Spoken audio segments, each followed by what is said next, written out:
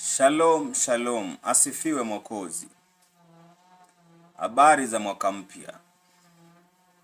Namshukuru Mungu na tunamshukuru Mungu kwa sababu ya kutupa rehema za kuishi katika mwaka mwingine.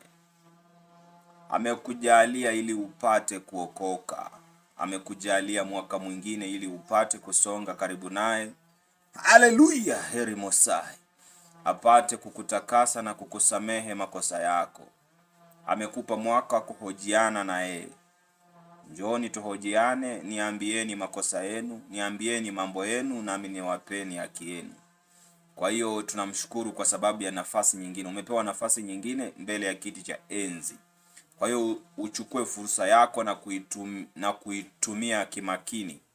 Kwa sababu usichukue fursa tena kubaki mvivu katika safari ya imani, wala usimwache Mungu katika mwaka uliopita.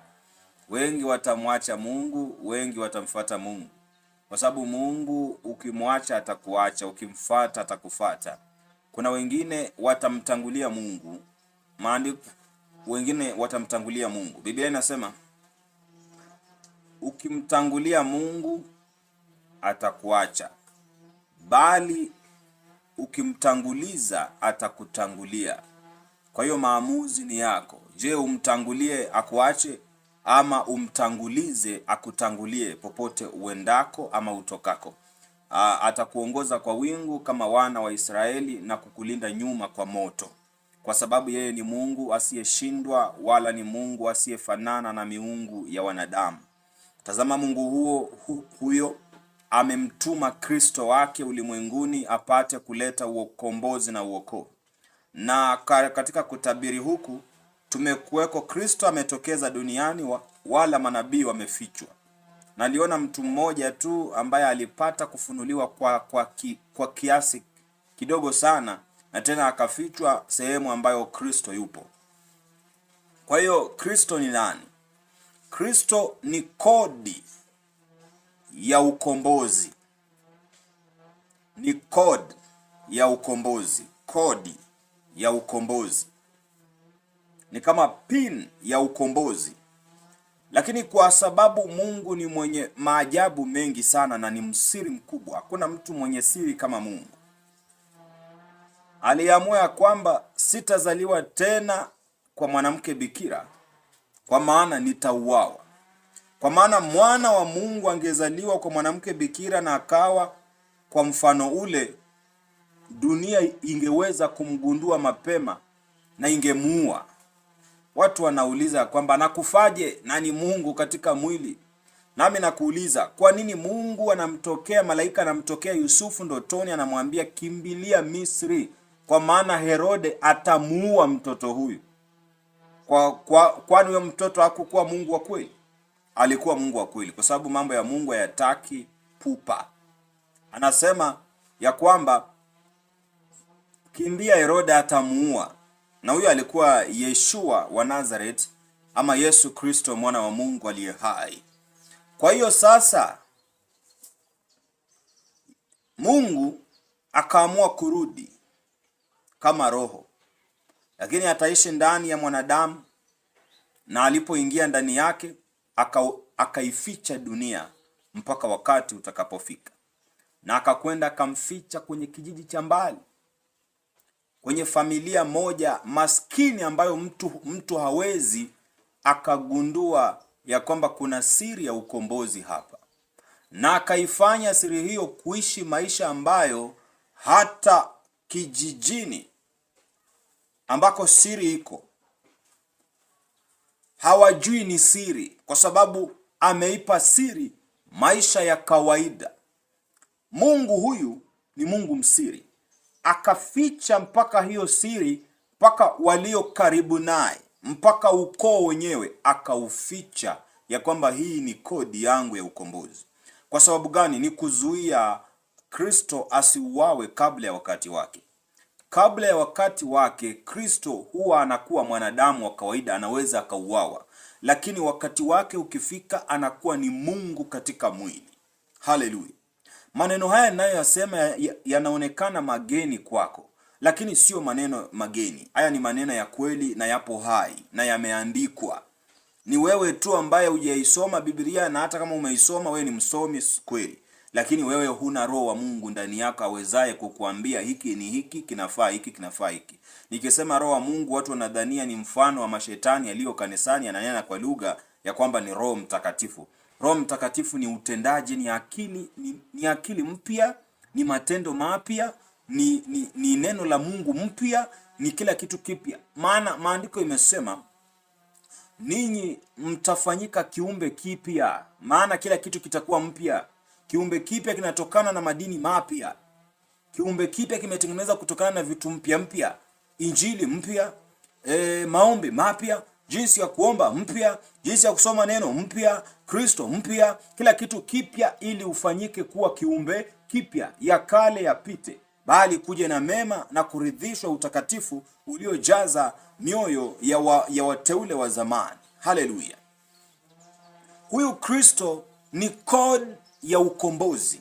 Ukombozi huo ni ukombozi uliotabiriwa kuwa mkubwa sana, na manabii wa zamani walipata kuchungulia siku za mwisho wakaziona.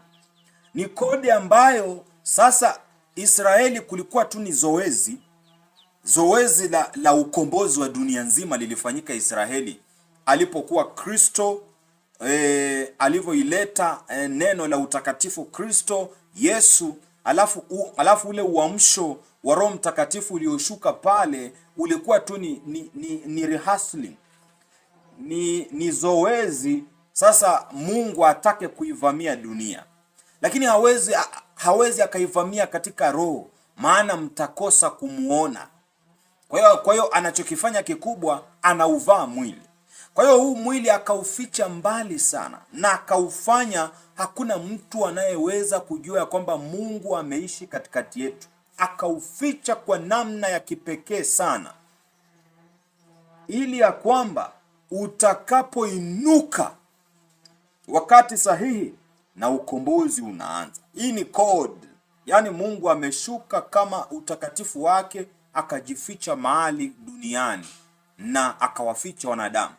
Bali wenye hekima wataifuata Biblia na kutambua. Nataka nikufunulie unabii wa Isaya 45. Nataka nikufundishe Mungu alivyoahidi kumleta Kristo kutoka katikati ya mataifa. Na utaona pia Warumi itakuambia. Warumi pia Paulo alisoma kitabu cha Isaya. Unajua watu watasema wewe, hiyo ni tafsiri yako tu. Ni tafsiri yako tu. Sijakataa, mwaweza kusema kwamba umetafsiri vibaya. Je, Paulo anatafsiri vibaya? Je, swali ni kwamba Paulo anaweza kutafsiri vibaya Biblia? Si unamwamini Paulo? Tunasoma maandiko yake. Kwa hiyo sasa swali ni, anaweza katafsiri vibaya neno la Mungu? Haleluya. Hapa kwenye Warumi nikusomee kwanza, alafu nikufunulie unabii ambao Paulo anauzungumzia. Upo kwenye Isaya 45. Kitabu cha Warumi 15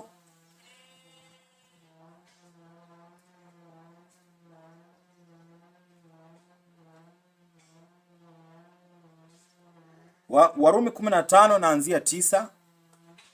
Maandiko yanasema, tena ili mataifa wamtukuze Mungu kwa ajili ya rehema zake, kama ilivyoandikwa. Tena ili mataifa wamtukuze Mungu kwa ajili ya rehema zake. Yaani Mungu amewarehemu mataifa. Tena mataifa wamtukuze Mungu kwa ajili ya rehema zake. Yaani Mungu amewarehemu mataifa. Haya, sikiliza, kama ilivyoandikwa. Kama ilivyoandikwa, imeandikwa wapi? Kwenye kitabu cha Isaya 45. Haya, sikiliza Paulo anasema nini? Kwa hiyo nitakushukuru kati ya mataifa. Umesikia? Sasa mataifa ndo wanalengwa. Nitakushukuru kati ya mataifa, nami nitaliimbia jina lako. Nami nitaliimbia, kumaanisha mataifa watapewa jina lako, jina la Mungu mataifa watapewa. Na hilo ndio jina la Yeshua alilonipa Baba, mimi nawapa mataifa. Ndio maana nami nitaliimbia jina lako. Inamaanisha kwa mara ya kwanza mataifa watalijua jina la Mungu na watalitukuza, wataliimbia, watatoa nyimbo, wataimba nyimbo za kusifu kutumia jina la Mungu la kweli. Kwa hiyo nitakushukuru kati ya mataifa. Inamaanisha sio kati ya wana wa Israeli, ni kati ya mataifa. Alafu inasema hapa, na tena anena. Nani anena? Isaya. Furahini mataifa pamoja na watu wake.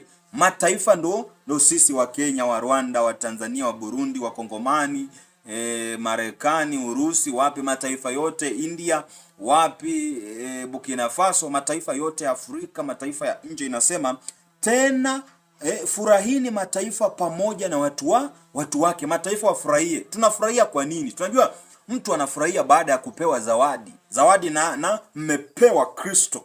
Mmepewa mwana wa Mungu atakayewakomboa ninyi mbali na dhambi zenu na unyonge wenu.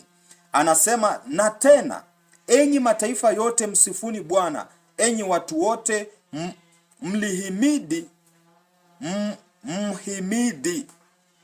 Enyi mataifa yote msifuni Bwana. Mataifa sasa msifuni Bwana. Sasa Isaya yupo katika roho, anatabiri, anasema enyi mataifa yote msifuni Bwana.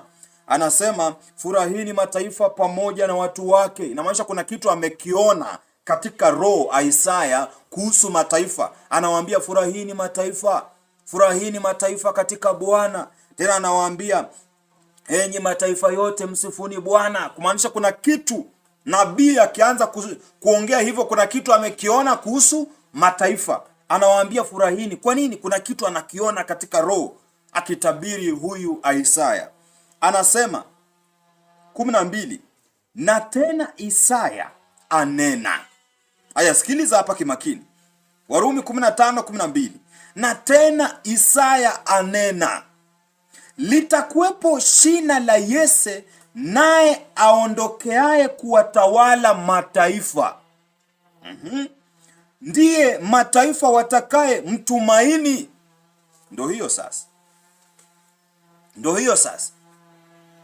Unaangalia Isaya anatuambia tushukuru, tufurahi, anatuambia tumsifu Mungu. Na hapa anatuambia mataifa wamtukuze Mungu kwa ajili ya rehema zake. Furahini, msifuni Bwana. Kumaanisha kuna kitu amekiona. Ameona nini? Ndio hii hapa sasa 12 anasema litakuwepo shina la Yese. Shina la Yese ni nani? Si ni Yesu. Shina la Daudi. Shina ni mzizi. Mzizi ni ukoo ama mbari ama ukoo. Kwa hiyo shina la Yese inamaanisha kwenye ukoo wa Yese. Inamaanisha mwana wa Daudi atarudi tena, lakini kama roho itakayoishi ndani ya mwili, tofauti na mwili. Kwanza Kristo mwana wa Daudi ni roho, sio ule mwili. Ule mwili ni mwana wa Miriamu, ni Kristo tu.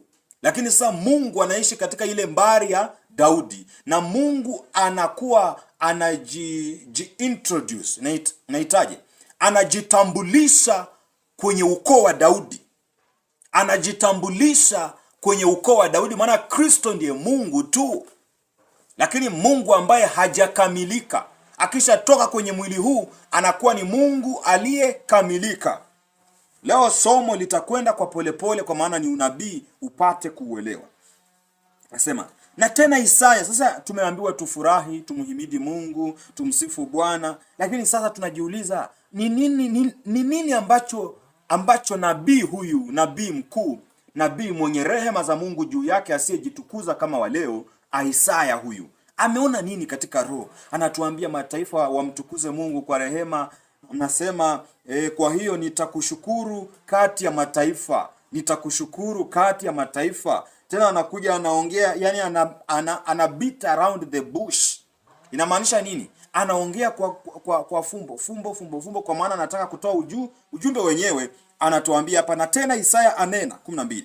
Litakuwepo shina la Yese, yani atakuwepo Yesu, naye aondokeaye ni atakayetokea kuwatawala mataifa. Ndiye mataifa watakaye mtumaini. naye tena litakuwepo shina la Yese, naye aondokeaye kutawala mataifa, ndiye mataifa watakaye mtumaini. Kumbuka mataifa Isaya alivyotabiri, mataifa watalijua jina la Mungu, mataifa watamshukuru Mungu, mataifa watamsifu Mungu. Lakini anazungumza sasa mwisho,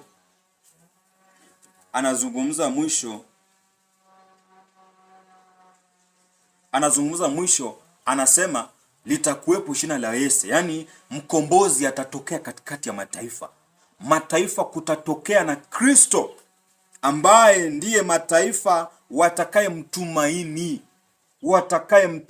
kwa maana atakuja na elimu mpya, ujazo wa Roho Mtakatifu na nguvu za Mungu juu, akipata kuwakomboa wanadamu.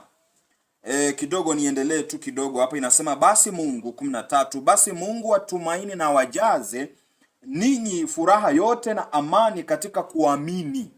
Muyaamini ndiyo yasema, ndio haya Biblia inasema kuamini, mpate kuzidi sana kuwa na tumaini. Umeambiwa watamtumaini Kristo, shina la Yese atakayetokea. Nasema mpate kutumaini katika nguvu za Roho Mtakatifu. Basi Mungu watumaini na wajaze ninyi furaha yote na amani katika kuamini. Kama hujaamini huna amani. Na furaha inatokana na tumaini la kwamba Kristo atanifikisha Yerusalemu. Na amani inatokana na kuyaamini mafundisho yake. Mpate kuzidi sana, sio kuzidi tu, kuzidi sana kuwa na tumaini katika nguvu za Roho Mtakatifu. Kwa hiyo kwa nini, why do you do away with the Holy Spirit? Kwa nini mnamwacha Roho Mtakatifu? Na mmeambiwa hapa mpate kuwa na tumaini katika nguvu za Roho Mtakatifu. Mpate kuwa na tumaini katika nguvu za Roho Mtakatifu. Ndio maana nawaambia sana, tubuni mkabatizwe kwa jina la Yeshua wa Nazareti, mpate kupata ondoleo la dhambi, ndipo mtapewa kipawa cha Roho Mtakatifu, mpate kuburudishwa kwa kuwako kwake Bwana. Nikiwaambia hivyo mnadhani kwamba ni injili geni. Ni geni gani na imeandikwa? Ni ninyi mnaitumia Biblia, mnatumaini kitu kingine tofauti. Wengine wametumaini baraka, wengine wametumaini mafuta, wengine wametumaini chumvi, wengine wametumaini maji, wengine wametumaini mitume wa uongo, wengine manabii. Kila mtu ambaye ni mtume hajaandikwa hapa, usimwamini. Kwa maana Mungu alijua mtume wa mwisho ni Paulo. Paulo anasema mimi ndiye mtume wa kukamilisha wale 11, mimi nakamilisha wa 12. Kwa hiyo huyo ndo mtume wa mwisho ambaye ako verified, you can trust him. Hawa wengine mnaowaona wanaenda kusoma Paulo, they misinterpret him, alafu wanakuja kuwahubiria ili akuteke, mwaswa kuibie. Kwa sababu watu wengi wanao claim kwamba Mungu amewaita wanakuwa wametoka kwenye lindi kubwa sana na wingu kubwa la umaskini. Na sasa wanapofika kwa watu wakapata kwamba wanaweza kuwaibia kutumia saikolojia, wizi wa kisaikolojia, yani vibaka wa saikolojia, yani matapeli wa saikolojia, akakuibia kutumia Biblia, akakutisha na Biblia, akakufundisha uongo, wewe mwenyewe shetani akakushuhudia ni ukweli, ukaanza kumwamini. Lakini hapo umesema kumwamini ujumbe wa utakatifu na mtumaini Roho Mtakatifu tu. Amen. Haya, turudi katika unabii wetu. Hapo ni Paulo alikuwa anatukumbusha Isaya alituambia nini sisi kama mataifa. Leo huyu ni Isaya anatabiri. Mimi nakutafsiria tu kwamba Isaya anapata kusema nini. Oh riko sali lali si mandri sai glory. Nasoma sasa. Haya ndiyo Bwana amwambiayo Koreshi Masihi. Sasa watu watasema ni Koreshi wa kitambo, ni fumbo, kwa sababu Koreshi si Mwafrika. Koreshi anayezungumzwa alikuwa mfalme wa kizungu huko. Lakini hapa anaambiwa nyakati, mambo ambayo Mungu anaumba, mambo ambayo yatakuja. Koreshi Masihi. Ukiona penye Masihi inamaanisha Kristo, mpakwa mafuta, yani mwana wa Adamu. Haya ndiyo Mungu amwambiayo mwana wa Adamu wake, mwana Kristo wake. Maana ni Kristo wa Mungu. Koreshi mfalme hakuwa Kristo wa Mungu, ambaye nimemshika mkono wake wa kuume ili kutiisha mataifa mbele yake, nami nitalegeza viuno vya wafalme ili kufungua milango mbele yake, hata malango hayatafungwa. Inamaanisha Mungu atamuinua Kristo. Akisha muinua huyu Kristo, naye Mungu huyu nitamshika mkono. Inamaanisha huyu atakuwa Mungu pamoja, Mungu ndani ya mwanadamu. Ndio maana nitamshika mkono wa kuume, inamaanisha nitamtia nguvu. Tunajua kwamba right hand is the powerful hand, si ndio? Nitamshika mkono wa kuume inamaanisha nitamtia nguvu. Nitamtia nguvu. Na pia mkono wa kuume inamaanisha elimu. Nitamshika mkono inamaanisha elimu ya utakatifu. Na pia nasema nitamshika mkono inamaanisha nitahubiri pamoja naye huyu Kristo wangu. Ndio maana nitamshika mkono ili kutiisha. Tunajua kila kitu kimetiishwa chini ya uweza. Nenda kasome kitabu cha Wafilipi 3 kuanzia 17. Utaona 17 mpaka 21. Utaona ya kwamba yeye ataubadilisha mwili wetu wa unyonge ili tufanane na mwili wake wa utukufu, kwa uweza ule uwezao kutiisha, kwa uwezao kutiisha vitu vyote vitu vyote chini yake. Kwa hiyo huo uweza ni nini? Uweza ni nini? Nenda kwenye Warumi, Paulo anasema injili ni uweza wa Mungu uletao wokovu. Kwa hiyo kwa ile injili, ndio maana anasema ya kwamba na kutiisha. Ukiona kitu kutiisha, unajua vitu vinatiishwa chini ya uweza wa Roho Mtakatifu, vinatiishwa chini ya nguvu za Roho Mtakatifu, na Roho Mtakatifu ni injili.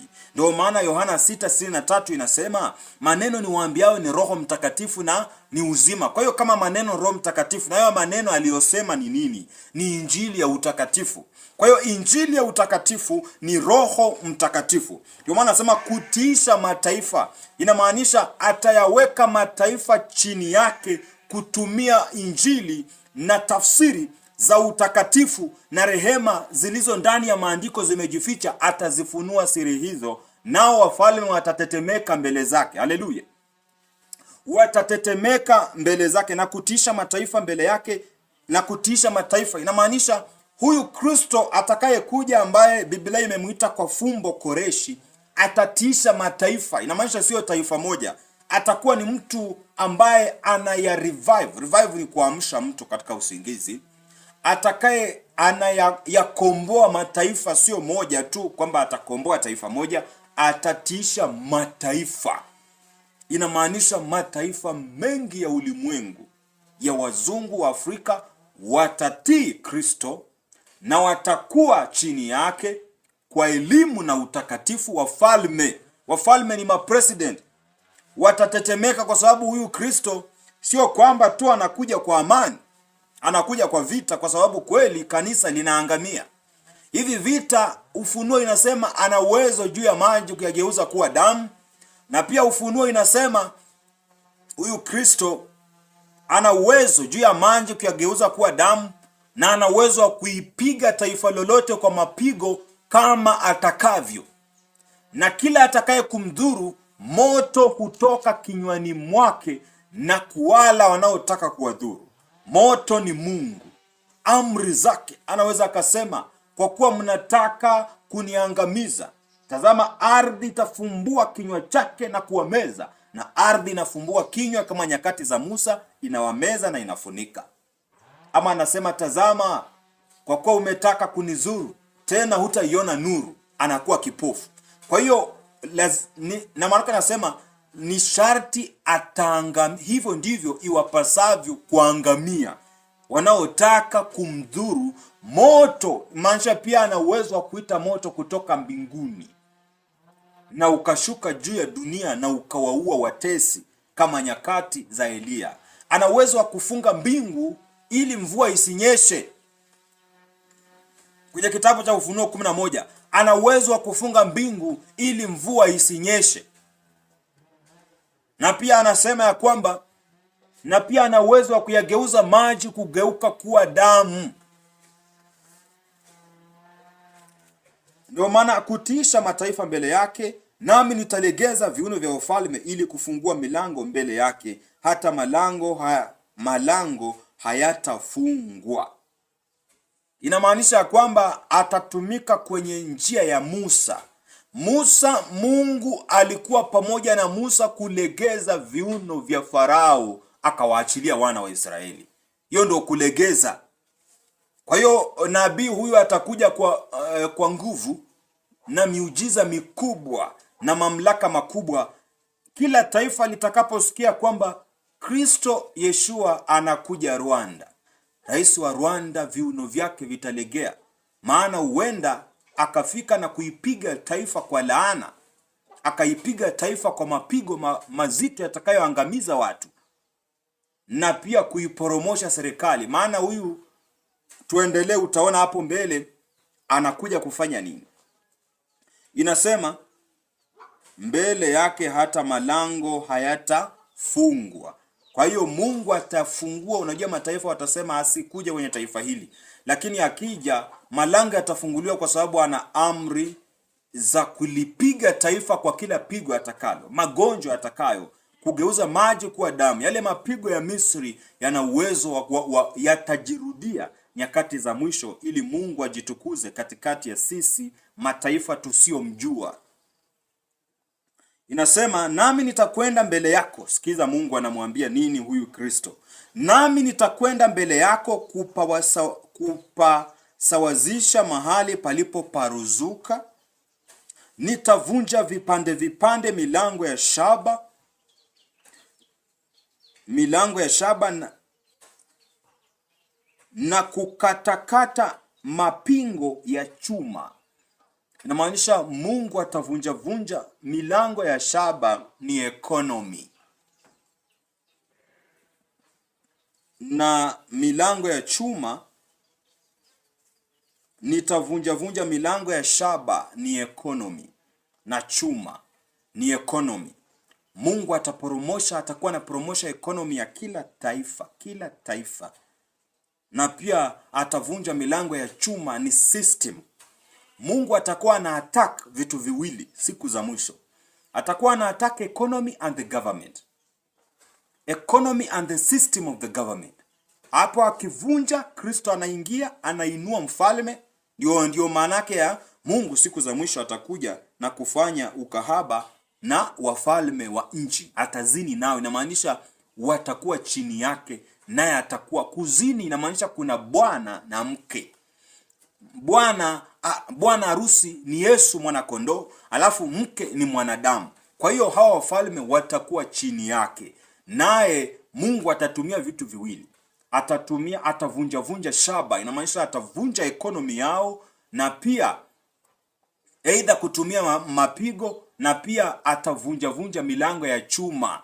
Ndio maana Mungu anaitwa Jehova Sabaoth.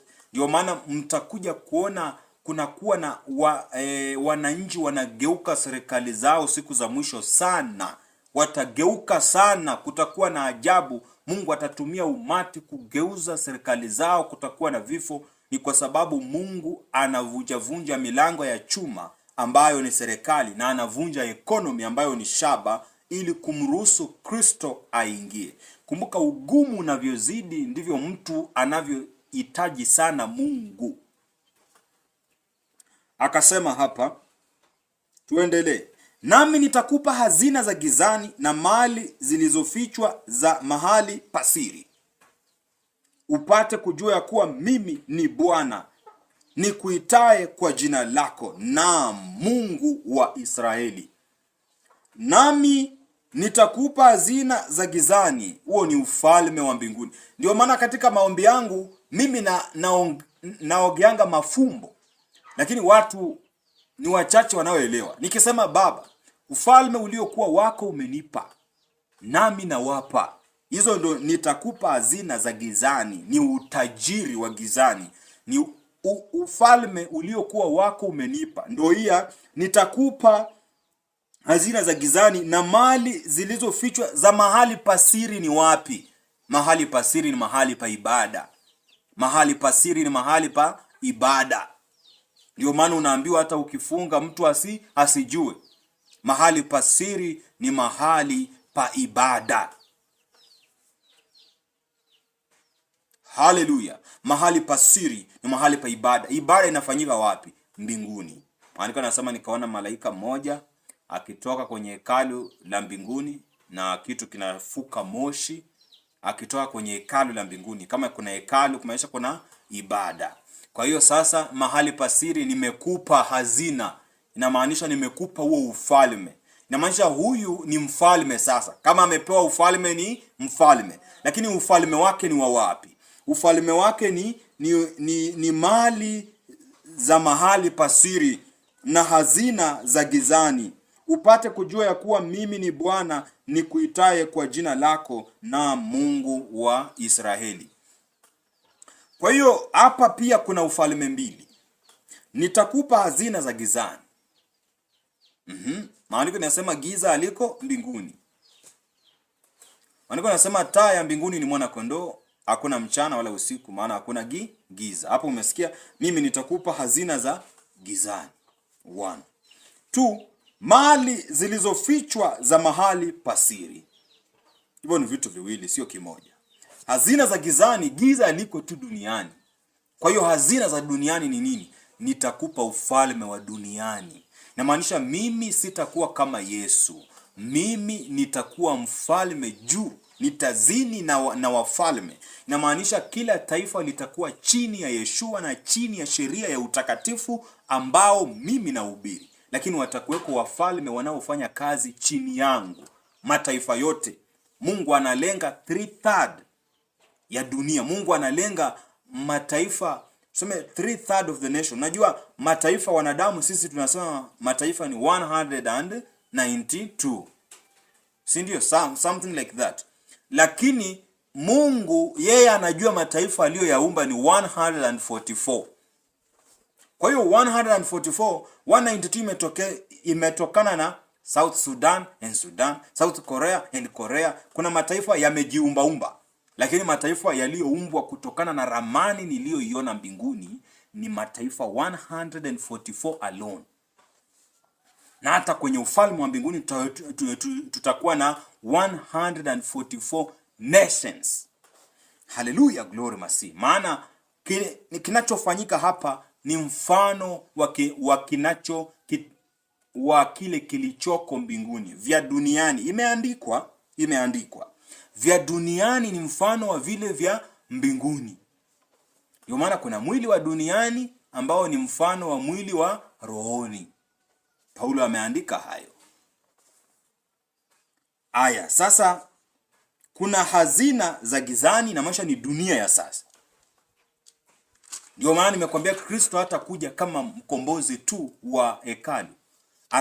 Touch ecclesia, he will touch ecclesia na pia touch the kingdom. Huyu Kristo anakuja kwa mambo mawili. Atagusa kanisa, maana hukumu ya Mungu lazima ianzie kanisani. Alafu atahukumu serikali za dunia. Kwa nini mnatenda udhalimu? Kwa nini mnaua? Tangu ukombozi serikali zinaua, serikali zinawatesa. Kwa hiyo pia atawahukumu kwa kuwaondoa katika uso wa nchi hizo, na hata wengine yamkini hawataonekana milele. Hao atawaondoa na atainua serikali za haki zitakazolipa haki kwa ajili ya wale wasioiona haki. Kwa hiyo anakuja kutouch 2 things. Ndio maana nenda kwenye kitabu cha Ufunuo 10. Utaona malaika wa siku za mwisho anayetembea pamoja na Kristo. Kama Danieli 12 isemavyo. Huyo malaika Mikaeli alikuwa amekanyaga bahari na nchi kavu. Amekanyaga bahari na nchi kavu. Bahari ni kanisa. Nchi kavu ni serikali. Kwa hiyo mwana wa Mungu hakuji kwa ajili ya ukombozi wa kanisa tu. Ni ukombozi mbili. is a God who is a politician, but politician, Mungu anatumia kitu kinachoitwa theocracy. Theocracy, utawala usio na kura. Hata angalia kwa Biblia, mitume walipiga kura wakamchagua Mathias. Alafu Paulo anakuja kusema Mungu amemwambia yeye ndo wa 12 sio Mathias. Inamaanisha kura siku zote kura hazitokani na Mungu, kura ni za kuzimu. Kwa hiyo hakuna mfalme atakayetokeza wa haki kupitia chama cha siasa ama kura. Wote watakaotokeza hapo ni wanywa damu, ni makatili, ni watu wenye roho chafu, ni watu wenye kuwaua, watu wenye kuwatesa na kuwaibia. Lakini Mungu anauleta ukombozi usiotokana na chama cha siasa. Anasema zilizofichwa za mahali pasiri ni ufalme wa mbinguni, upate kujua ya kuwa mimi ni Bwana. Kujua ya kuwa mimi ni Bwana nikuitaye kwa jina lako, naam, Mungu wa Israeli. Kwa nini anasema Mungu wa Israeli? Yaani anajaribu kuwaambia, sio kwamba anajaribu, anawaambia ya kwamba Mungu wa Israeli ndiye atakayekuwa anafanya hayo kupitia huyo Kristo. Huyu ni Mungu tu wa Israeli. Na maanisha anajitambulisha na anajihusisha na kinachoitwa na historia yake ya kuwatoa wana wa Israeli kutoka Misri mpaka nchi ya Kanani, na pia kuondoa manabii wa Baali, kumtumia Elia, kutumia manabii wa zamani na wafalme akina Mikaya kuwakemea wafalme, na pia kutumia Yesu Kristo Mnazareti.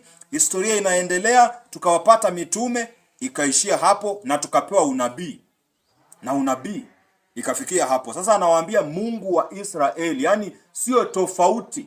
Mungu mtakaye muona hata kuwa tofauti na Mungu wa maana amesema Mungu wa Israeli. Kwa ajili yako, sikiliza kimakini, kwa ajili yako Yakobo mtumishi wangu na Israeli mteule wangu, nimekuita kwa jina lako. Kumaanisha huyu Kristo ana jina lake. Kwa ajili ya Yakobo mteule wangu, kwa ajili ya Yakobo mtumishi wangu,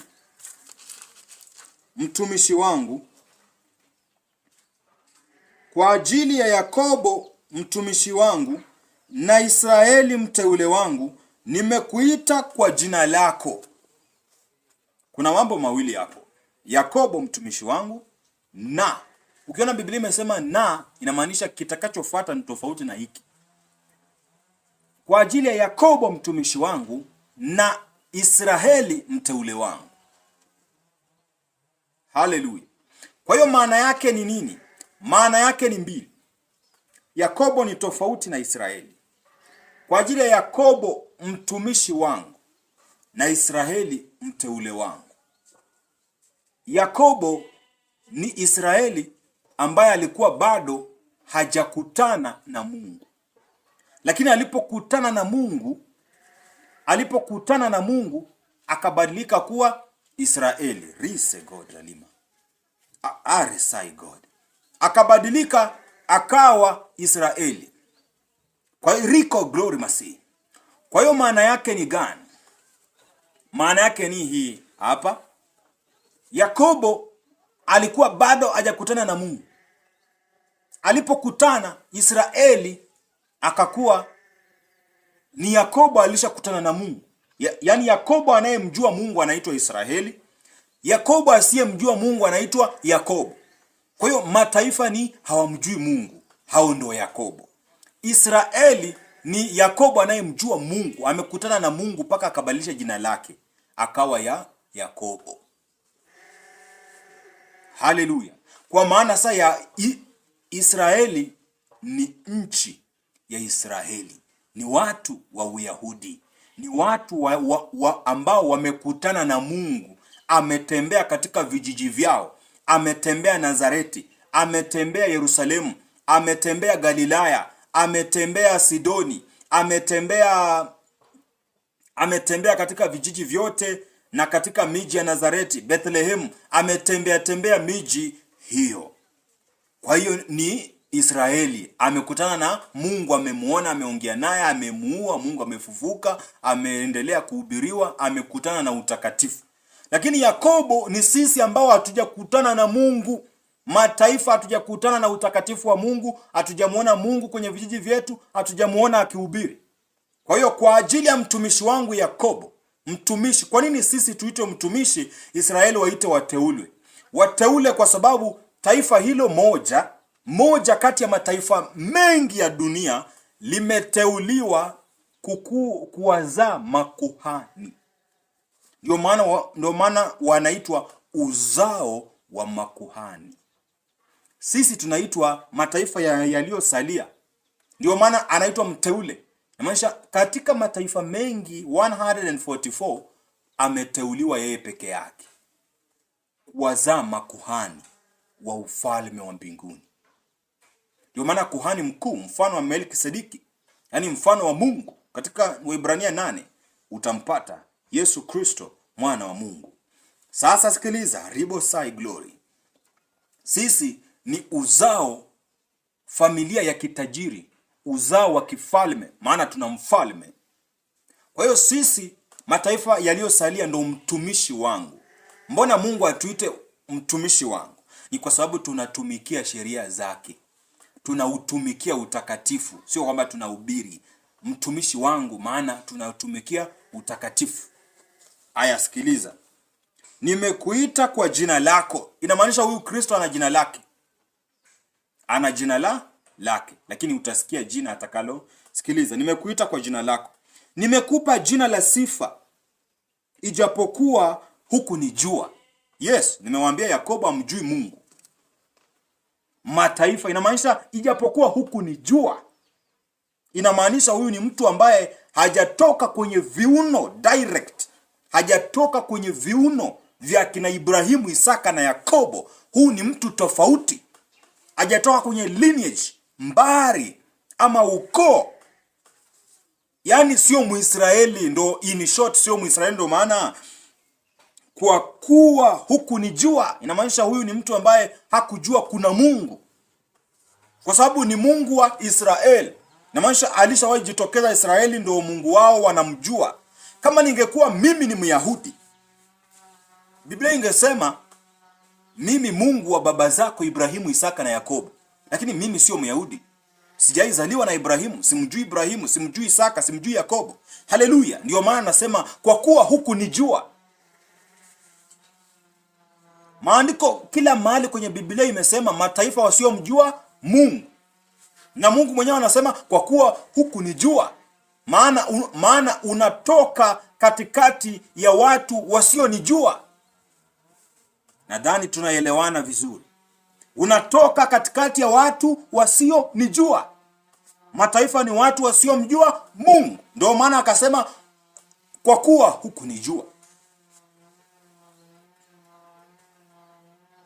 Nimekuita kwa jina lako.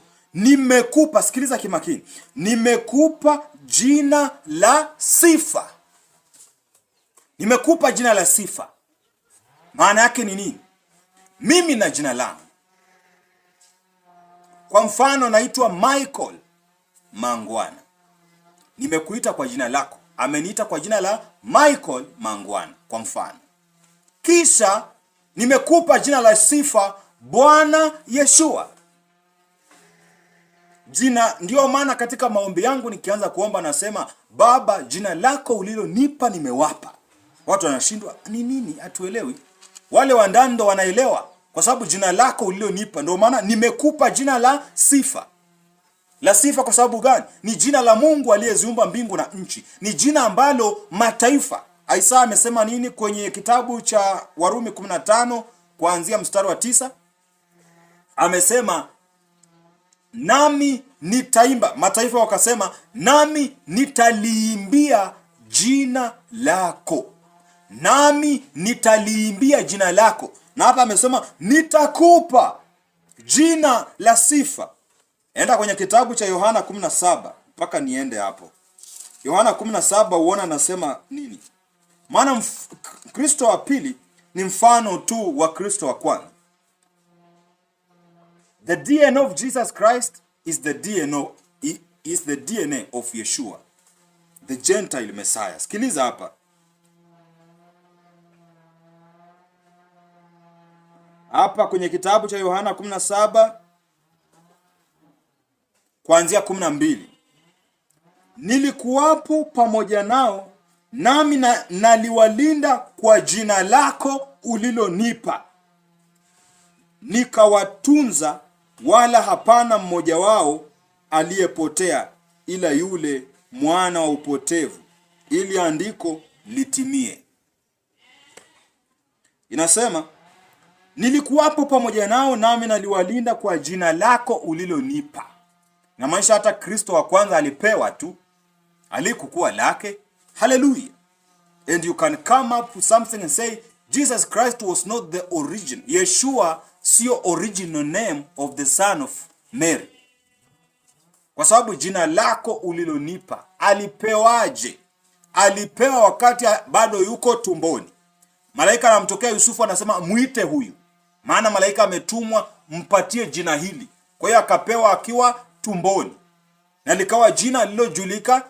Alipewa jina lako ulilonipa. Inamaanisha hilo jina ni la Mungu, lakini amempea huyu, amempa.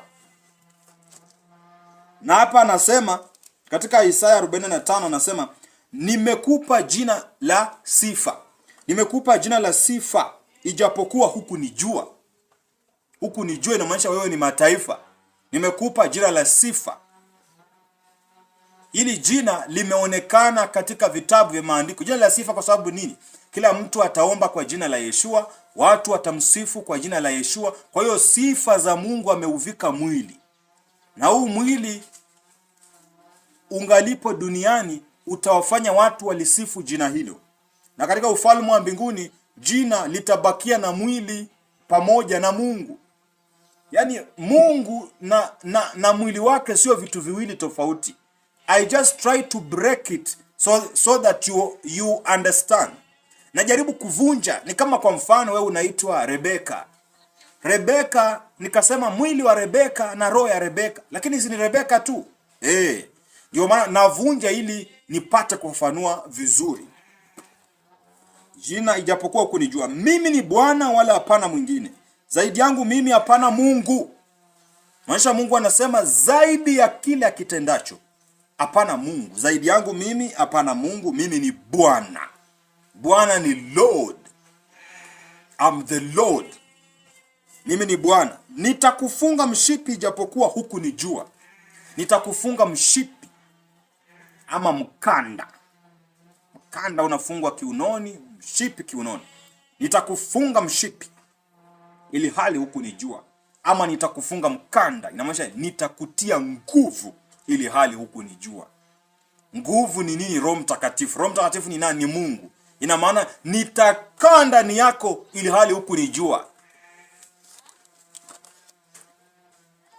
Ijapokuwa hukunijua, ili wapate kujua toka mawio. Ili wapate kujua toka mawio ni east ya jua, na toka magharibi ya kuwa hapana mwingine zaidi ya mimi. Kutoka mawio ni east ya dunia mpaka magharibi ni west. Hapana Mungu zaidi ya mimi niketie ndani ya Kristo. Kwa hiyo sasa kutoka mawio, maana ya kwanza nimekupa ni east na west. Na nilipofundisha somo naliwaambia east means beginning, west means end. Kwa hiyo kutoka mwanzo wa ukombozi mpaka mwisho wa ukombozi watajua ya kuwa hapana mwingine zaidi ya mimi. Mimi ni Bwana wala hapana mwingine. Kutoka mawio ya jua ni east, kumaanisha watu wa dunia nzima watajua. Na pia inamaanisha from the beginning of the revival, from the beginning watu watajua ya kwamba hapana Mungu mwingine zaidi ya huyu aliyejificha nafsi yake. To the end, magharibi means end. Haya inasema, mimi naiumba nuru na kulihuluku giza. Mimi nafanya suluhu na kuhuluku ubaya. Mimi naliumba nuru na kulihuluku giza. Maana yake ni mimi naiumba nuru na kulihuluku giza. Kuhuluku inamaanisha pia kuumba. Yaani nimeumba nuru, nimeumba giza. Watu watasema giza ni dhambi, nuru ni nini? Hakuna kitu kayo. Hapa inamaanisha nimemuumba mzungu, nimemuumba Mwafrika. Ndio Mungu anaongea hapa. Ndio ujue kuna kitu kina revolve around Africa. Kwa nini Mungu aseme nimemuumba mzungu, nimemuumba Mwafrika? Nuru ni mzungu. Ukiona Biblia imesema nuru ni weupe tu. Waafrika sio weupe, si ndio? Waafrika ni weusi. Ni giza. Ndio maana kuna mahali utaona Mungu kwenye kitabu hiki, utaona Mungu anasema ya kwamba atasema katika mahali katika nchi ya giza, nchi ya Waafrika. Waafrika anaita nchi ya giza. Ndio maana anasema ya kwamba mimi naiumba nuru na kulihuluku giza. Inamaanisha nimemuumba nuru, nimemuumba giza. Kuhuluku ni kuumba, kuhuluku. Na kulihuluku giza. Mola aliyenihuluku. Maulana aliyenihuluku. Kwa hiyo kuhuluku, giza ni Mwafrika, nuru ni mzungu. Mimi nafanya suluhu. Suluhu ni solution. Which solution is the savior? Savior comes to solve, to save. To save is to solve. Sawa? Mimi nafanya, sio naumba, nafanya. Inamaanisha mimi ndimi ninayeokoa. Lakini kwa nini ataje Mwafrika na mzungu na mzungu katika hizi habari za ukombozi? Anamaanisha nimemuumba Kristo ambaye ni wa rangi nyeupe, nimemuumba Kristo ambaye ni wa rangi nyeusi. Mimi naliumba nuru, naiumba nuru na kulihuluku giza. Kumbuka huu nabii ni kabla hata Yesu aje duniani. Mimi nafanya suluhu, inamaanisha mimi na save. I am saving. Nafanya suluhu. I am saving. Hallelujah. Anasema na kuhuluku ubaya. Hallelujah. Hapo inasema ya kwamba mimi naiumba nuru, nimewaeleza, na kuhuluku giza, nimeeleza. Nafanya suluhu inamaanisha nakomboa, na kuhuluku ubaya, na naumba. Kuhuluku ni kuumba. Na naumba ubaya. Inamaanisha Mungu atawatenda watu ubaya siku za mwisho. Na huo ubaya huko kwenye Ufunuo 8 na 9. Hayo ni mapigo ya hatari sana kama yale ya Misri.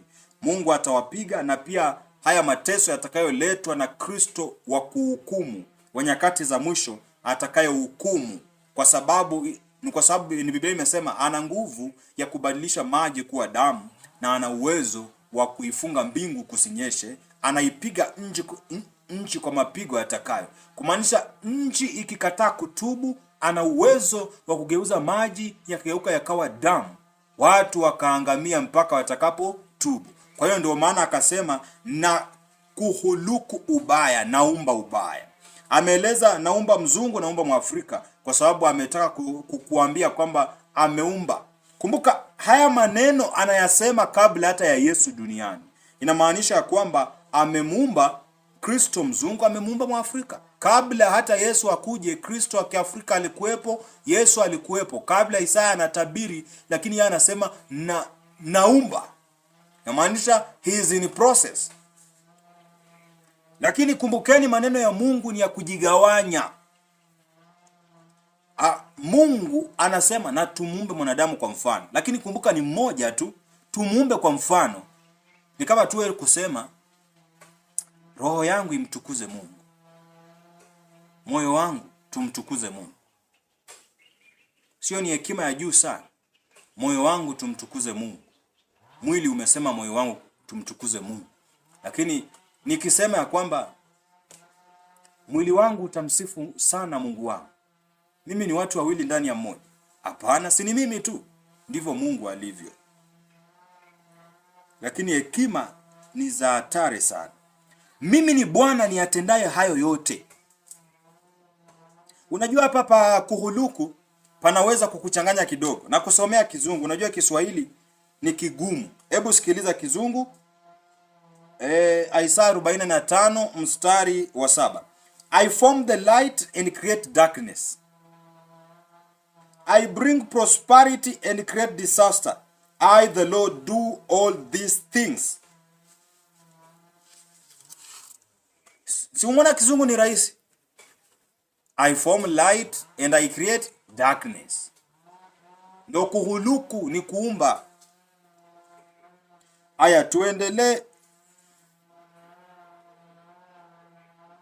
Utaendelea hapo kidogo. 9 inasema 8 sasa.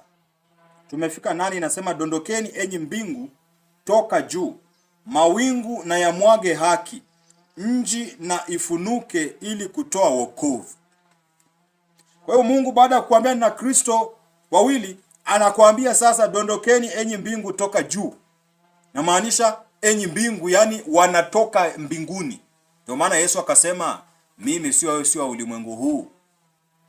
Yani dondokeni enyi mbingu toka juu, enyi mbingu. Enyi mbingu. Mbingu ni nini? Nini kimejaa mbinguni?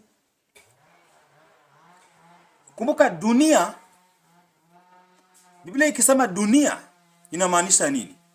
Ikisema dunia, kuna vitu viwili.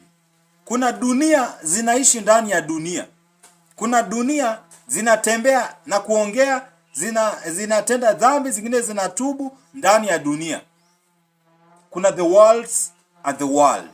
The world ni hii yetu. Hii dunia tu ambayo imeumbwa miti, mimea, lakini kuna worlds ni sisi sasa.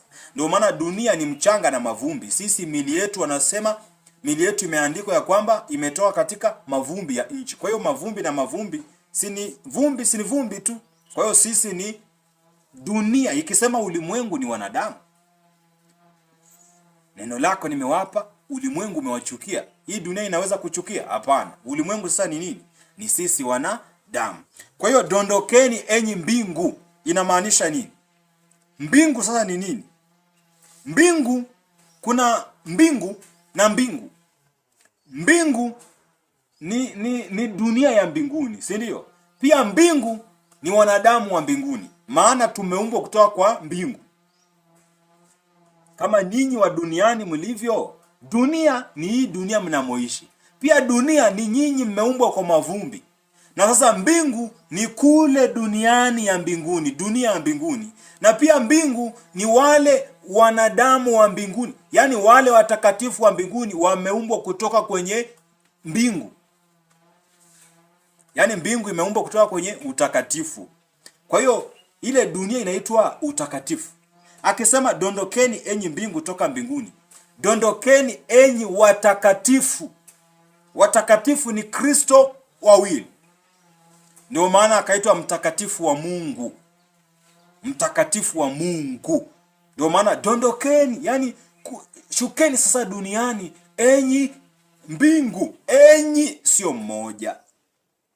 Lakini alikuwa amewataja hapo juu, akasema nuru na giza. Inamaanisha mzungu na Mwafrika. Na mimi ndimi Bwana. Dondokeni enyi mbingu, yani sasa shukeni enyi Kristo. Wa kwanza akashuka miaka 2000 iliyopita. Wa pili ameshuka sasa. Nuru alishashuka, akahubiri, akaongea utakatifu, akatenda miujiza, akafufua Lazaro, akauawa, akapaa, akarudi kwa wingu.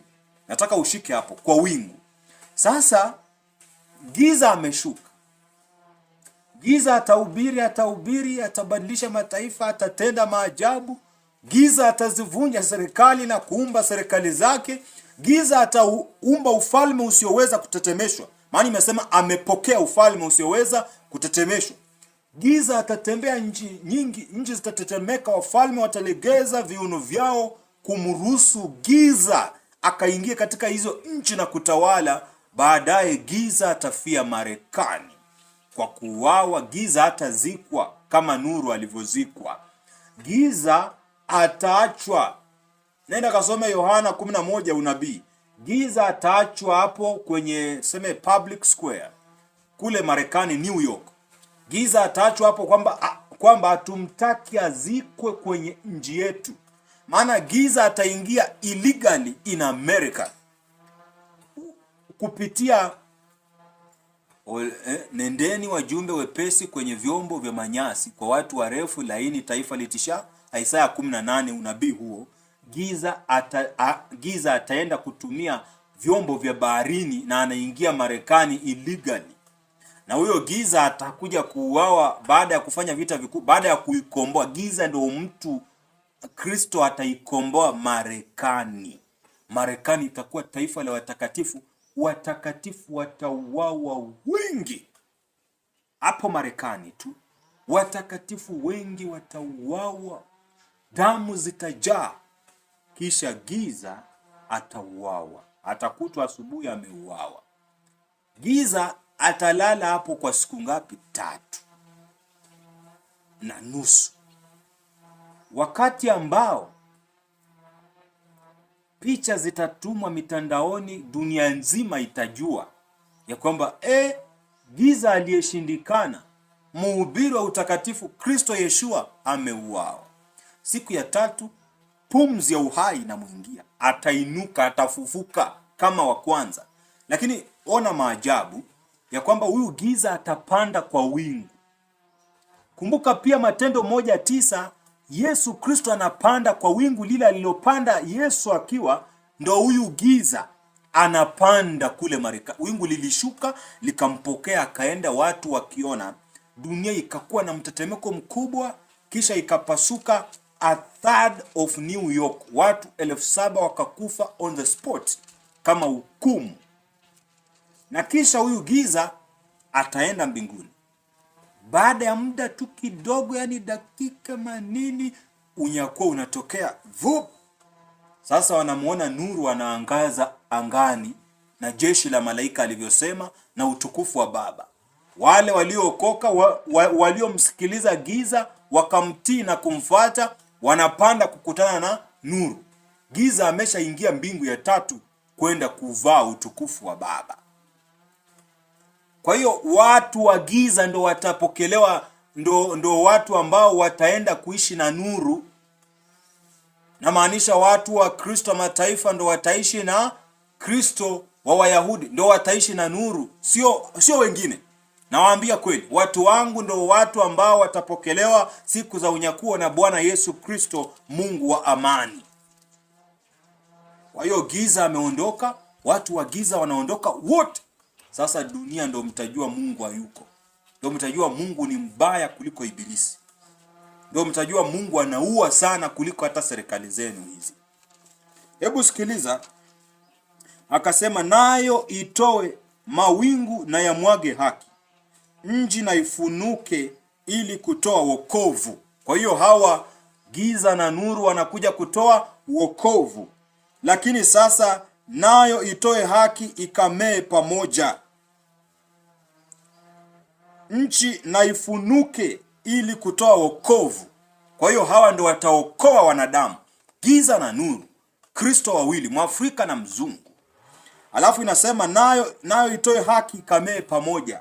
Haki itamea pamoja na wokovu. Inamaanisha haki. Inamaanisha haki.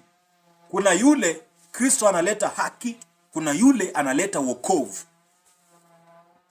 Kwa hiyo nuru analeta wokovu, giza analeta haki. Mwafrika analeta haki, huyu ni wokovu. Ndio maana mimi nayahubiri maneno ya Yesu Kristo. Kwa nini, jiulizeni? Kwa maana ni wokovu ulishakuja, lakini ukaparaparishwa na wanadamu, wakawa wenye parapara nyingi na kufanya nini? Kukurupuka kwingi, wakaupoteza. Lakini sasa giza anarudisha ufunuo. Yule farasi mweusi anasema anakuja kununua ngano na maneno ya farasi alisema usifanye nini? Usiguse, usidhuru divai na ngano. Ngano ni watakatifu, yani usiwadhuru. Divai ni nini? Ni Roho Mtakatifu, yani mafundisho. Na maana msiharibu mafundisho ya utakatifu.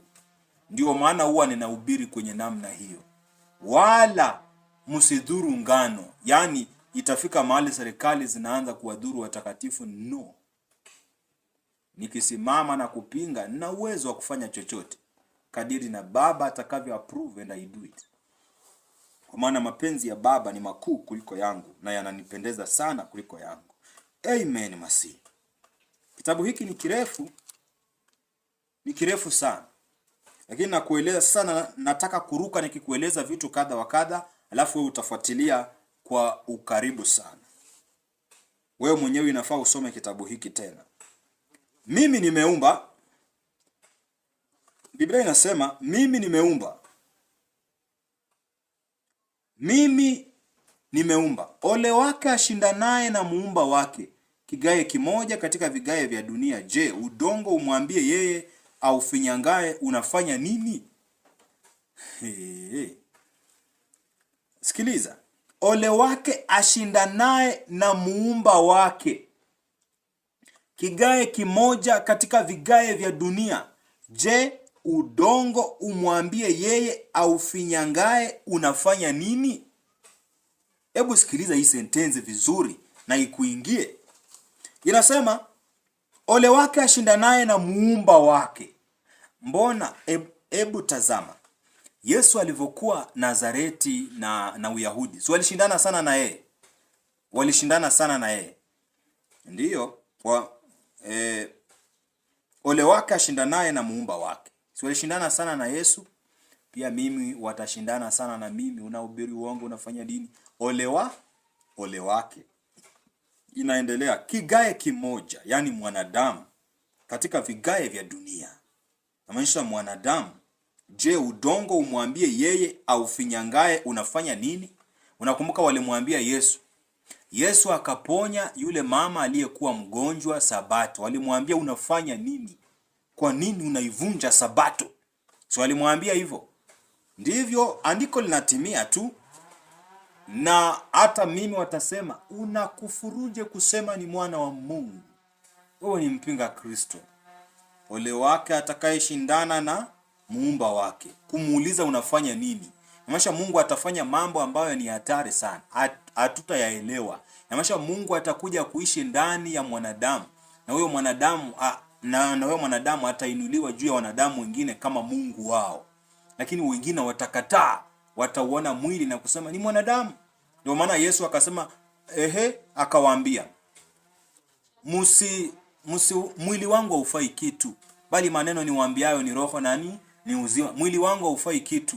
Kumaanisha aliwakataza msitazame mwili, ni mwanadamu tu. Lakini yeye aliyejificha nafsi yake humu ndiye Baba wa milele, naye ndiye aliyeubadili mwili huu kuwa baba. Mwili ni baba. Anasema hivi, arigo sai. Anasema, naendelea hapa, inasema unafanya nini? Au kazi yako hana mikono.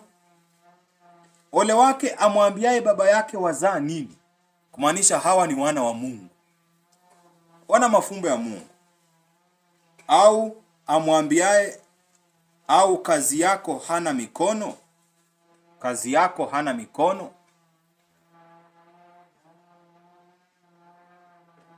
Yani ni kwamba hapo pia inazungumza kuhusu kazi ya Mungu. Kazi ni mahubiri. Nasema ole wake amwambiaye baba yake wazaa nini? Kumaanisha hao ni wana wa Mungu, wanazaliwa giza na nuru. Ole wake amwambiaye baba yake. Baba yake si ni Mungu? Baba ni Mungu. Wazaa nini? Kumaanisha hao ni wana wa Mungu. Ole wake amwambiaye baba yake. Baba yako ni nani? Ni Mungu. Wazaa nini? Ina maana gani nini? Ina maana hao ni wana wa Mungu. Bwana mtakatifu wa Israeli na muumba wake asema hivi: niulize habari za mambo yatakayokuja. Niulize habari za mambo yatakayokuja, mambo ya wanangu, ya wana wangu, sio mwanangu, wana wangu. Giza na nuru. Inasema niulize habari za mambo yatakayokuja. Niulize habari ya mambo, sio jambo. Namaanisha ni zaidi ya moja. Niulize habari ya mambo. Namaanisha mambo yatakayokuja kupitia wana wawili. Mambo, habari za mambo yatakayokuja, mambo ya wana wangu, sio mambo ya mwanangu. Mungu mwenyewe anasema ni mambo ya wana wangu. Mwana Biblia yenyewe inavyokurekebisha tu, na habari ya kazi ya mikono yangu. Na habari ya kazi ya mikono ya Mungu ni gani? Na habari za injili yangu itakayoletwa na hao wana wangu. Ndio maana niulize mambo ya wana wangu, sio mwanangu, ni wana wangu, huyo giza na huyo nuru. Na habari za kazi ya mikono yangu. Haya, kazi ya mikono yangu ni utakatifu, ni injili za hatari sana, elimu mpya. Niagizeni, mimi nimeumba dunia, nimemhuluku mwanadamu juu yake. Naam, mimi mikono yangu imezitanda mbingu, na jeshi lake lote nimeliamuru. Mimi nimemuinua katika haki, nami nitazinyoosha njia zake zote. Ataujenga mji wangu, naye atawaacha huru watu wangu waliohamishwa, si kwa kulipwa fedha wala kwa kupewa zawadi, asema Bwana wa majeshi.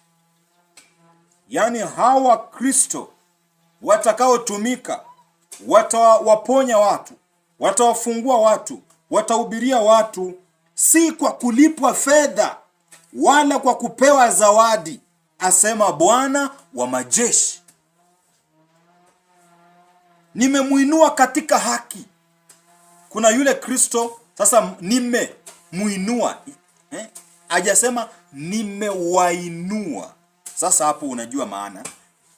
Kuna yule ajaye kwa ajili ya haki na kuna yule ajaye kwa ajili ya wokovu. Nimekueleza hapo juu. Nuru anakuja kuokoa, giza ni kwa haki. Sasa anasema nimemuinua, inamaanisha huyu ni giza, katika haki. Nimemuinua katika haki, nami nitazinyoosha njia zake. Maanisha atapita katikati ya nchi za wanadamu bila kuguswa, kwa uwezo na rehema nyingi. Njia zake zote. Ataujenga mji wangu, naye atawaacha huru watu wangu waliohamishwa, si kwa kulipwa fedha wala kwa kupewa zawadi, asema Bwana wa majeshi.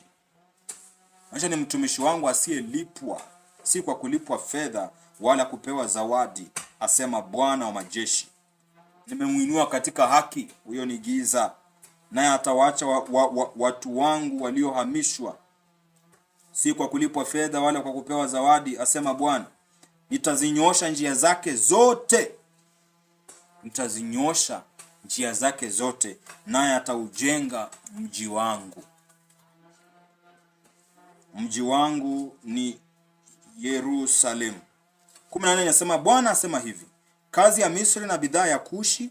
Misri ni Waarabu. Umenisikia? Aya, nataka sasa hapa uwe makini. Hapo pa kujenga mji wangu ni Kristo. Kristo ataujenga mji wangu. Rabii, napata ufahamu mwingine. Kujenga mji ni mbili. Ya kwanza ni kujenga Yerusalemu mpya. Tazama, naenda kwa Baba yangu kuandalia makao. Sikuandaa, ni kujenga. Yasingelikuwapo singaliwaambia. Hiyo ni moja. Ya pili, kujenga mji. Mji wa Mungu ni nini? Makao ya Mungu. Mji wangu ni makao ya Mungu. Makao ya Mungu ni nini? Sasa huyu aliyeongelewa hapa nitamuinua katika haki ni Giza, ni Mwafrika. Sasa huyu Mwafrika katika haki ataujenga mji wangu, ni atajenga mioyo, ataitakasa mioyo na kuikomboa mioyo. Mji wa Mungu ni moyo wako. Hapo ndo penye Mungu anaisha, anasema mji wangu. Alafu mji mwingine ni Yerusalemu mpya alikokwenda kuandaa nuru ambaye ni Yesu Kristo. Ndio maana Yesu akasema mimi ni nuru. Si mlisikia akisema mimi ni nuru, kila ajaye kwangu atapata kuangaziwa. Mimi ni nuru kwa sababu ilijulikana hapa. Mimi ni nuru. Si Yesu amesema mara kadhaa yeye ni nuru? Ndiyo, amesema yeye ni nuru. Lakini Giza anaambiwa atajenga mji wangu, maanisha atajenga mioyo ya wanadamu. Kumbuka moyo wako umeporomoka, umechafuka, umevunjika kutokana na dhambi na vitu vya kidunia. Lakini sasa anena Mungu wa mbingu na nchi ya kwamba Kristo ataujenga mji wangu, atajenga moyo wako ataujenga kutumia utakatifu tena, lakini atainuka katika haki. Naye hata hiyo mahubiri, sikiliza. Mimi nimemuinua katika haki, nami nitazinyosha njia zake zote. Inamaanisha atakuwa mtakatifu. Mimi nimemuinua katika haki, inamaanisha ni mtu atakayeshindana na serikali za kidunia. Nami nitazinyosha njia zake zote, inamaanisha ni mtakatifu, na kwa injili yake ni utakatifu. Nasema ataujenga mji wangu, naye atawaacha huru watu wangu waliohamishwa. Atawaacha huru. Hii huru imeandikwa wapi? Ninyi mkishika kweli yangu, nayo itaweka huru kweli kweli. Kweli ndiyo inayoweka mtu huru. Na maana anasema naye atawaacha huru, inamaanisha atawafundisha kweli. Kweli, watu wangu waliohamishwa atawafundisha kweli na kuwahubirieni, kuandaa mioyo yenu iwe miji mitakatifu ya Mungu itakayombeba Mungu ambaye ni Roho Mtakatifu. Alafu atawacha huru, inamaanisha atawafundisha kweli, si kwa kulipwa fedha. Ndio maana nawakemea sana wahubiri wanaolipwa hapa. Si kwa kulipwa fedha wala kwa kupewa zawadi, asema Bwana wa majeshi. Si kwa kulipwa. Huyo atakuwa Kristo wangu, Giza ambaye ni Mwafrika. Haleluya. Hapa 14 nimetaka muwe makini sana. Bwana asema hivi, kazi ya Misri na bidhaa ya Kushi. Misri ni Mwarabu, si ndio? Haya, sasa nataka uwe makini, uone revival, uone uamsho ulivyo hapa. Bwana asema hivi, kazi ya Misri ni Mwarabu, na bidhaa ya Kushi. Kushi ni Mwafrika, Kushi ni Ethiopia. Ethiopia ni Waafrika. Na Waseba, watu walio warefu na Waseba ni Wahindi. Watu walio warefu watakujilia, nao watakuwa wako, watakufuata, watakuja katika minyororo, wataanguka chini mbele yako, watakuomba wakisema, hakika Mungu yu ndani yako, wala hapana mwingine, hapana Mungu tena. Waseba hao ni Maserbian, yaani ni watu Waseba wanasimamia watu wa Asia ama Wahindi. Ndio maana rangi ya Muhindi na rangi ya Muasia zinataka kufanana. Sawa? Anasema ya kwamba kazi ya Misri inamaanisha pia Waarabu watakombolewa sana kwa hii revival. Waarabu watatubu na kumwacha Muhammad na Allah, na wataingia katika Yeshua na utakatifu wake, wengi wasio na idadi. Ndio maana kazi ya Misri, bidhaa ya Kushi ni Waafrika pia watakombolewa sana, na Waseba ni watu wa Asia huko na Wahindi. Watu walio warefu ni wazungu, yani tuseme India na Asia ni wazungu wote. Yani mzungu ni mzungu tu kutumia kala, tuna grade kutumia kala. Kumaanisha Mwarabu na wazungu na Waafrika watakuwa wako. Na maanisha hii revival na huu ufalme hautaishia tu Afrika, utafunika paka dunia nzima. Watakuwa wako, watakufuata. Na maanisha watu watakuja Kenya wengi na katika mataifa jirani ya Kenya. Sasa maandiko alivyosema, watu walio warefu laini, walio warefu wa Seba, Misri na Kushi. Hao warefu laini ni wenye muonekano laini, ni wazungu hao, wakuvutia wazungu hao. Na kuna Misri ni Waarabu, na kuna Kushi, bidhaa ya Kushi. Bidhaa ya Kushi. Bidhaa ya Kushi, Kushi ni wa Afrika. Kwa hiyo watu wote watakujilia, watakuwa wako, watakufuata, watakuja katika minyororo. Inamaanisha katika minyororo ni dhambi zao. Watakuja katika dhambi zao, wataanguka chini mbele yako, watakuomba. Inamaanisha watatubu. Minyororo pia inamaanisha miili ya damu na nyama, pia ni minyororo tu. Wataanguka chini mbele yako, watakuomba wakisema, hakika, sikiliza sentensi yao, hakika Mungu yu ndani yako. Hakika Mungu yu ndani yako, wala hapana mwingine Mungu tena. Hapana mwingine, hapana Mungu tena. Ndio hao, hiyo revival itakavyokuwa. Hakika wewe u Mungu ujifichae nafsi yako. Maanisha watajua wewe ni Mungu katika mwili, na pia hakika Mungu yu ndani yako. Mungu yu ndani yako. Maanisha watajua huyu ni Kristo, Mungu akaa ndani yake, na pia watajua hakika wewe u Mungu jifichae nafsi yako. Mungu wa Israeli Mwokozi. Mungu wa Israeli Mwokozi.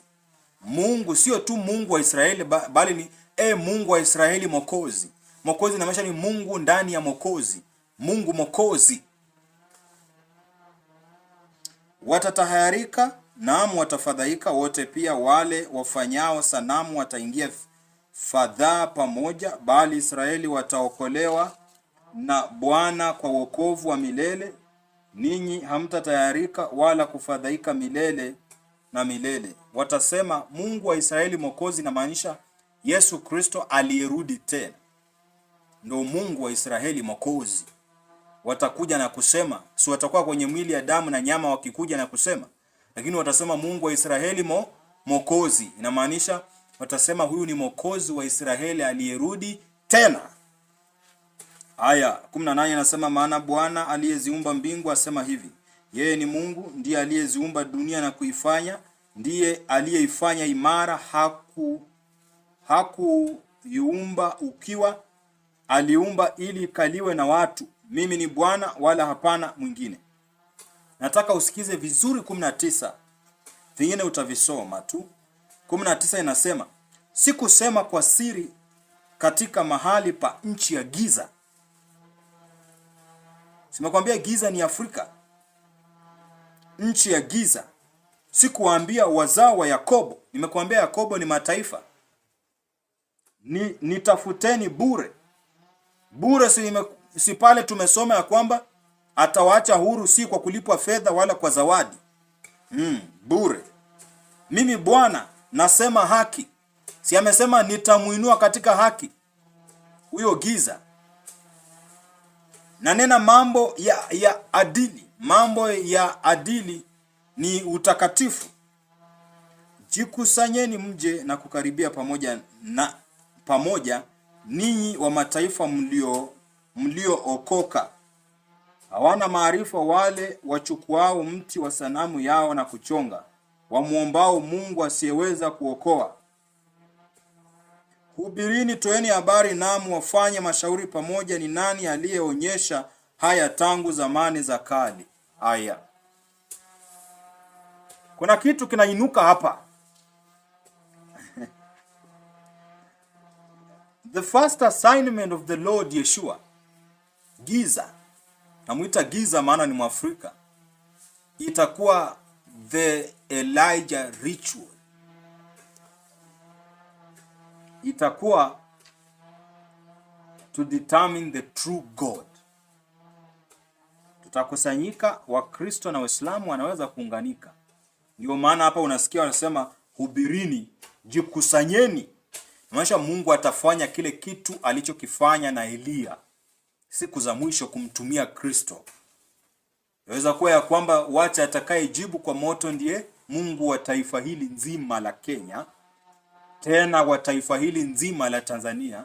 Atakayejibu kwa moto ndiye Mungu tutakaye muabudu.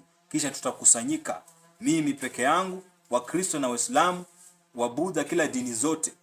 Kisha tutaita, atakayejibu ni Mungu, asiyejibu ni sanamu, naye aondolewe katika uso wa nchi. Inasema jikusanyeni mje na kukaribia pamoja, kama Elia alivyowaambia tu Baali, jikusanyikeni mje pamoja, ninyi wa mataifa mliookoka. Na maanisha jikusanyeni, mimi jikusanyikeni watakatifu wa kweli. Hawana maarifa wale wachukuao mti wa sanamu yao na kuchonga. Hawana maarifa wale wanaoabudu Mungu mwingine asipokuwa Yeshua, wamuombao Mungu asiyeweza kuokoa. Unaona sasa hapa kuna mabishano kati ya Mungu wa ukweli na wa uongo. Kuna kupingana hapo. Hiyo ndio first assignment. Kwa sababu huwezi kuendelea kuhubiri wakati kuna udhalimu mwingi. Lazima ufute udhalimu kwa tukio moja tu. Umewafuta manabii wa uongo kutumia tukio moja tu hilo. Kama Elia aliwafuta manabii wa Baali kutumia moto tu huo peke yake. Nasema kuokoa, hubirini, toeni habari, namu wafanye mashauri pamoja. Umesikia? Hubirini, nafurahia sana Injili. Hubirini, toeni habari. Yaani waambieni, kuhubiri ni kuwaambia. Naam, wafanye mashauri pamoja. Yaani wakuje pamoja, wajadiliane, manabii wa uongo, akina Ahora, akina Ezekiel, akina Ng'ang'a, akina nani, wajadiliane kwa pamoja. Wafanye mashauri pamoja.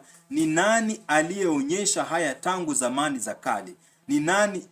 Sikiliza. Ni nani aliyeonyesha haya tangu zamani za kale? Inamaanisha ya kwamba wafanye mashauri, inamaanisha wakutane, waongee, wajadiliane. Ni nani aliyefanya haya? Mambo gani? Haya mambo yanayotaka kufanyika. Yaani kuita moto kutoka mbinguni, atakayejibu kwa moto ndiye Mungu. Nani aliyefanya haya tangu zamani? Tangu zamani. Nani aliyefanya? Ni Mungu aliye ndani ya Kristo. Na ni Mungu wa Elia. Alifanya na Elia, tena anataka kurudia. Ndio maana hapa unaona kuna kitu kitainuka. Huu ni unabii, lazima utimie. Ni unabii, lazima utimie. Ni nani aliyehubiri hapo zamani? Hapo zamani alifanya na Elia namna hii ambayo anataka kuirudia tena, ili azifute dini zote katika taifa, ibakie moja. Tanzania pia anafanya hivyo, anafuta zote. Kwa sababu kama mmemuita moto umeshindwa kukuja, inamaanisha Yesu wenu ni bandia. Basi ninyi mtaangamia hapo hapo tu. Ninyi ndio mtakuwa sadaka ya kuteketezwa na moto huo. Inamaanisha mtu atoki salama hapo. Sio kwamba utauawa, bali huo moto utakula na kukuteketeza, hata mabaki hayatapatikana. Bora ukaacha kumkufuru Mungu, ukaishi maisha yako tu kama mwanadamu. Hapa inasema, si mimi Bwana, wala hapana Mungu zaidi ya mimi, Mungu mwenye haki, Mwokozi. Mwenye haki, Mwokozi. Hapana mwingine zaidi ya mimi, Mungu mwenye haki, Mwokozi. Maisha Mungu mwenye haki aliye ndani ya Mwokozi. Hapana mwingine zaidi ya mimi. Niangalieni mimi mkaokolewe, enyi ncha zote za dunia. Niangalieni mimi mkaokolewe, enyi ncha zote za dunia. Maana mimi ni Mungu, hapana mwingine. Kwa nafsi yangu nimeapa, neno hili limetoka kinywani mwangu. Katika haki wala halitarudi, ya kwamba mbele zangu kila goti litapigwa na kila ulimi utaapa Mmoja ataniambia, kwa Bwana peke yake iko haki na nguvu. Naam, watu watamwendea yeye, na wote waliomkasirikia watatahayarika. Katika Bwana wazao wote wa Israeli watapewa haki na kutukuka. Watu wote watamwendea yeye, waliomkasirikia watatahayarika. Na maanisha watu wote watamwendea, maanisha Mungu ana lengo la kukomboa dunia nzima. Watu wasio na idadi watamwendea, na waliomkasirikia ambao ni hao madini za Kiarabu. Unajua Waarabu wakijua Uislamu wamefutwa nchi ya Kenya, hakuna Uislamu tena, wala Tanzania, watakasirikia nchi hizo na kuziwekea vikwazo. Maana anasema watu wengi watakuja huku mpaka watatahayarika waliotukasirikia. Wakristo inafutwa kwa sababu dini za kipumbavu, dini ambazo haziokoi. Wewe ni kahaba, unazini na wake za watu na waume za watu, lakini unasema wewe ni Mkristo. Kwa hiyo Ukristo ni ya maana gani? Inasaidia nini? Hiyo ni uongo na ubatili. Bwana amesema, ameapa kwa neno hili halitarudi, ya kwamba kila goti litapigwa mbele zangu. Maanisha kila goti litapigwa mbele zangu, na kila ulimi utakiri ya kwamba Yesu ni Bwana. Inamaanisha kila goti sasa hivi linapigwa, tena litapigwa tu katika habari za Masihi ambaye ni giza. Litapigwa kwa habari hizo. Nimesoma kitabu hiki, nataka ukirudie tena kimakini baada ya kutazama. Bwana apewe sifa na kuhimidiwa. Na Biblia ya Kizungu pia inaweza kusaidia mahali usioelewa, lakini nadhani nimechambua sana. Nimechambua sana huku mwisho huku ndio nimekuwa kwa haraka kidogo, lakini nimechambua maneno ambayo nimekuambia Bwana anakuja kama Elia. Atafanya yale mambo ambayo yalifanyika zamani, anasema atarudia. Lazima, kwa sababu kama Yeshua ni Antichrist, now let us assemble somewhere. Let us assemble somewhere, and Jesus Christ should shame the Antichrist. And if I call fire from heaven, then all the religion will be shut down. We will have one religion, holiness. Na mambo hayo yatakuwa yenye uwezo na neema kutoka mbinguni. Na pia kuna kuja kuwa na United States of Africa. God is going to do something strange, and the name of God will be glorified, and the power of the Holy Spirit will be in the tongues of people. They will prophesy. They will be filled with the Holy Spirit. The Holy Spirit will manifest himself in the land of the living. They will exalt the Father by his really name, Yeshua, not Jesus Christ. They will praise the name of the Lord. They will sing glory to the name of the Lord. They will worship God through the Christ, Yeshua, the Gentile Messiah, who is sent to save. We will have one God, one religion, not the New World Order, but one religion before the rapture. That will be a holiness religion. We have the part of Antichrist, but at the same time, we have the part of God. God will send the Messiah as it is prophesied in the book of Isaiah chapter 45. And the Messiah will save the human family through holiness teachings. And he will be indeed from God Israel. Whoever has to believe, let the Holy Spirit help you to believe this. Because believe me, that the Lord is at the doorstep. The Lord is looking for a holy heart so that he can live in. Whoever is ready, you need to follow the teachings. You need to follow the doctrines with the whole heart. Be ready to live things of the world, and be ready to attach yourself with holiness. Identify yourself with holiness, not preachers. Identify yourself with Holy Spirit. Can you live according to the Holy Spirit? Your mentor must only be the Holy Spirit, not the prophets or the preachers. Because nowadays, they are after your soul and money. They are after your money so that they can be rich, and they are after selling your soul to the devil. So you must be well informed. When you enter hell, you will just go without complaining that I didn't knew this. You knew it, but you refused. Your heart was hardened so that you cannot consume the Holy Spirit. Because the Bible says our God is a consuming fire.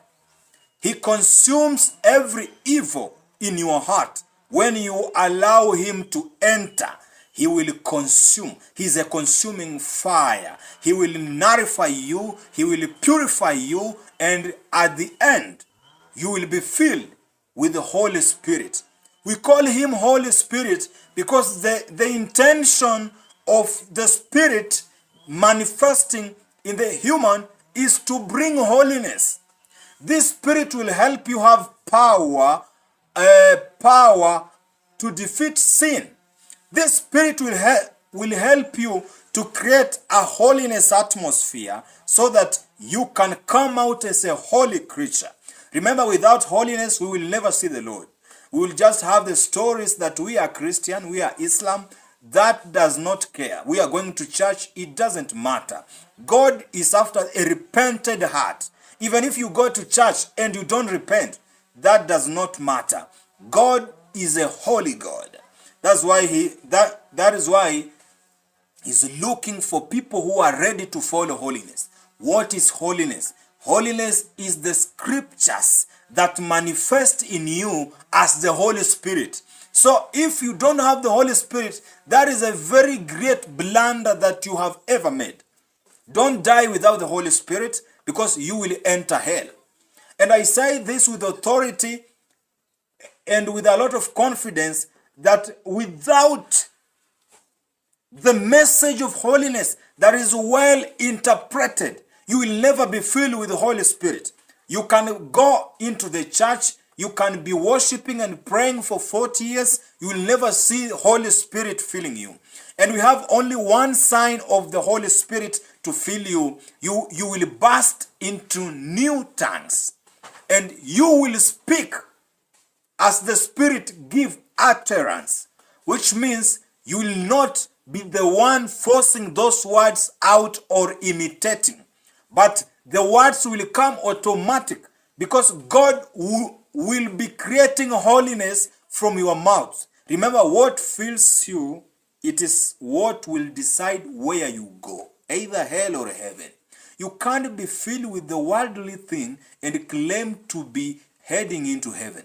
Heaven is not a home for sinners. Heaven is a home for saints. If you are not ready to live your worldly, your ungodly life and turn away from those evil things. Remember, when the evil always fights back. So you must be ready to fight a good fight like Apostle Paul. Live according to the scriptures. Avoid any evil thing in your life. Be free to read the scripture.